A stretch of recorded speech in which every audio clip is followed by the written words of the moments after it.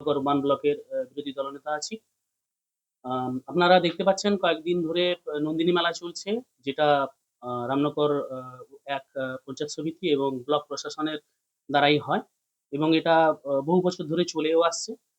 আমাকে মিটিং এ ডাকলেও যে বিভিন্ন বিষয় নিয়ে কি হবে না হবে, আমাদের যে ২৩ জন, আমরা ২৭ জন যে পঞ্চায়েত সমিতির মেম্বার আছি, সে পঞ্চায়েত সমিতির মেম্বারদের মধ্যে শুধুমাত্র আমাদের যে ৪ জন আমরা বিরোধী আ পঞ্চায়েত সমিতির মেম্বার, তাদেরকেই ডাকেন এবং আমাকে তো ডাকেইনি। এখনো পর্যন্ত আমি জানি না যে অনুষ্ঠানটা কিভাবে হচ্ছে না হচ্ছে।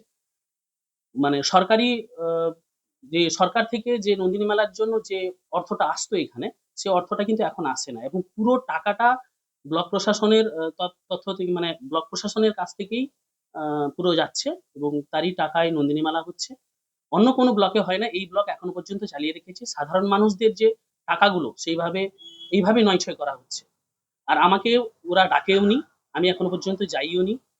শুধু আমাকে, মানে শুধু নন্দিনী মেলায় নয়, আমি দেখতে পেয়েছি যখন থেকে, মানে আমি বিরোধী দলনেতা হয়েছি ততদিন থেকে আমাদের যে ৯ টা স্থায়ী সমিতি আছে, ৯ টা স্থায়ী সমিতির মধ্যে শুধুমাত্র একটা স্থায়ী সমিতি যে সেই অর্থে শুধু স্থায়ী সমিতিতে আমাকে ডাকা হয় এবং আমার কোনো কথা শোনা হয় না।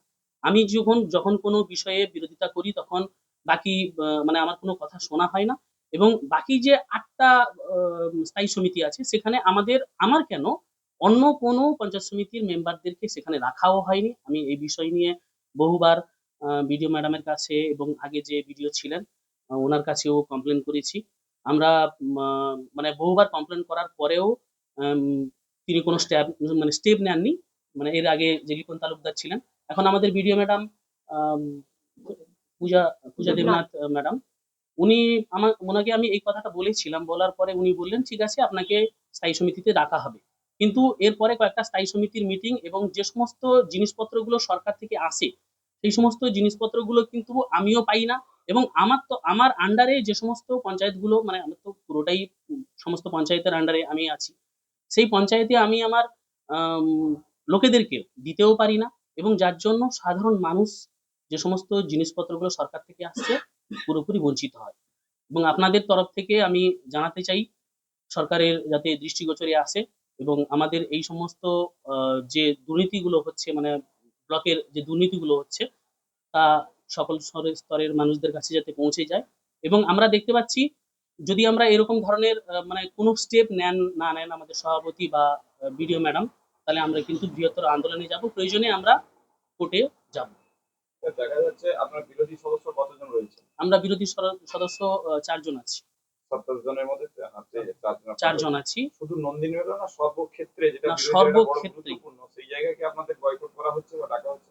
সর্বক্ষেত্রে। শুধু নন্দিনী মেলা নয়, নন্দিনী মেলায় তো আমাদের ৪ জনকে ডাকাই হয়নি। এমনকি আমাদের যে ৯ টা স্থায়ী সমিতি আছে, শুধুমাত্র একটা স্থায়ী সমিতিতে আমাকে ডাকা হয়।